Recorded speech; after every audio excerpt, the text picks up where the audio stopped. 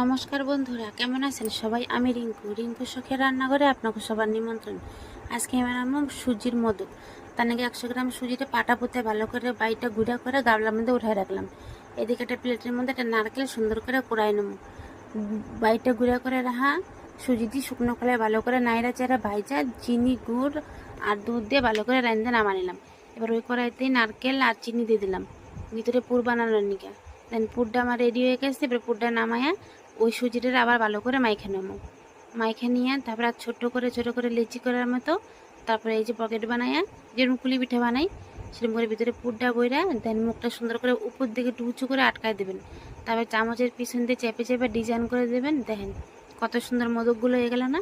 একই রকম দেখতে, একই সমান সমস্ত মোদকগুলো। এদিকে একটা বাটির মধ্যে ফুড কালার গোলায় নিছি, অরেঞ্জ ফুড কালার। আর আঙুলের মাথায় করে করে মোদকের মাথায় চাপাই দিলে ব্যাস মোদক আমার রেডি।